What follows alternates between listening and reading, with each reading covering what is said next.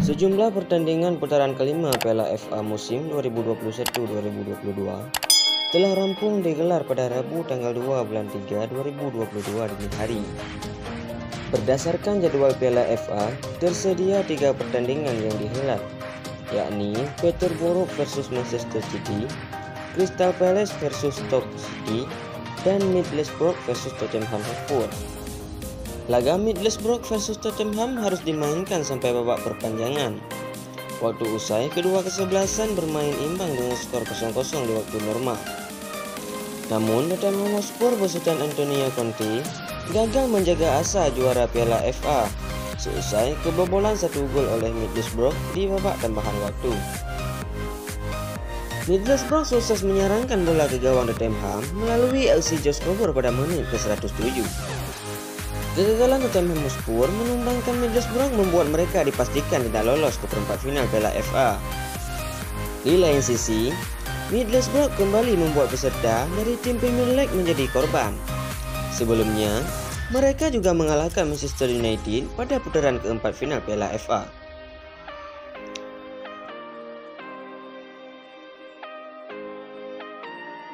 Hasil berbeda didapatkan oleh dua peserta kasta tertinggi Liga Inggris lainnya, yakni Manchester City dan Crystal Palace.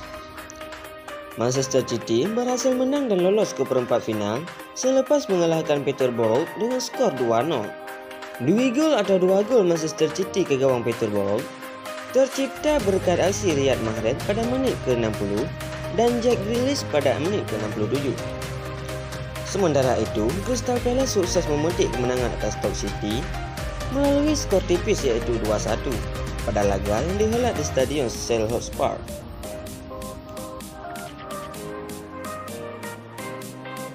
Fiorentina merilis pernyataan menjelang laga melawan Juventus dalam semifinal Coppa Italia, Rabu 3 Maret 2022. Klub meminta fans menghindari nyanyian rasial kepada Dusan Vlahovic. Nama yang disebutkan terakhir ini merupakan penyerang Juventus. Pemain 22 tahun tersebut bergabung dengan Bianconeri, julukan Juventus, pada bursa transfer Januari 2022. Keputusan Vlahovic membuat fans Fiorentina sakit hati. Apalagi Juventus termasuk tim yang sangat dibenci supporter Fiorentina. Sebelum transfernya terjadi, fans Fiorentina sudah memasang spanduk ancaman di luar stadion Artemio Franchi. Bahkan, polisi Florence harus patroli di rumah Vlahovic pada hari-hari terakhirnya di kota itu. Mundur lebih ke belakang lagi, Vlahovic pun pernah menjadi sasaran fans Atalanta ketika Fiorentina menang 2-1 dalam laga di Bergamo pada September 2021. Fans Atalanta melantunkan nyanyian rasial. Ini yang membuat Fiorentina khawatir menjelang pertemuannya melawan Juventus.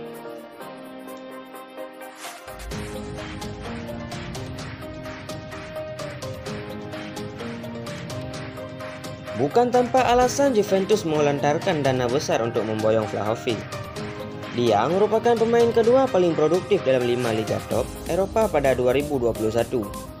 Vlahovic mencetak 17 gol dalam 21 pertandingannya bersama Fiorentina pada musim 2021-2022. Meski ada ancaman bakal jadi korban kemarahan fans Fiorentina, Vlahovic tetap tenang.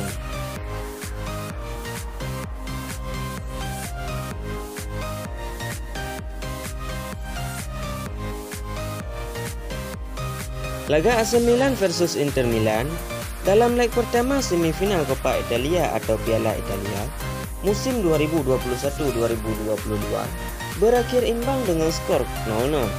Pertandingan AC Milan versus Inter Milan dalam jadwal semifinal Coppa Italia diselenggarakan di Stadion Giuseppe Meazza pada Rabu 2 Maret 2022.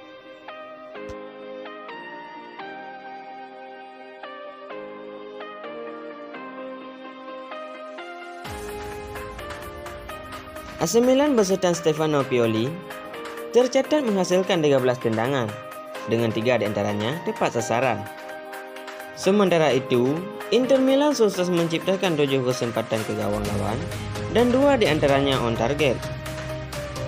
Namun, duel bertajuk Derby della Madonnina antara AC Milan dan Inter Milan di Piala Italia harus berakhir tanpa pemenang. Seusai kedua kesebelasan tak mampu memanfaatkan peluang yang tercipta. Alexis Saelemaekers mendapatkan kesempatan emas untuk membuat AC Milan unggul saat pertandingan baru berjalan 10 menit. Saelemaekers menerima umpan di dekat kotak penalti Inter. Dia lantas melepaskan sepakan keras ke gawang lawan, namun kiper Inter Milan Samir Handanovic bereaksi dengan sangat baik untuk mencegah bola masuk ke gawangnya.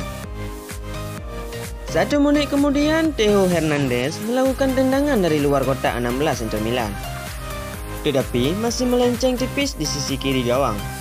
AC Milan terus memberikan tekanan ke area pertahanan Inter Milan dengan menerapkan kombinasi umpan pendek. Kendati begitu, bukan berarti Inter Milan bermain tanpa peluang. Mereka mengancam gawang Milan melalui situasi bola mati yang dilepaskan Hakan Calhanoglu. Akan tetapi bola hasil tendangan Hakan Calhanoglu tersebut masih mampu diblokir pemain bertahan AC Milan.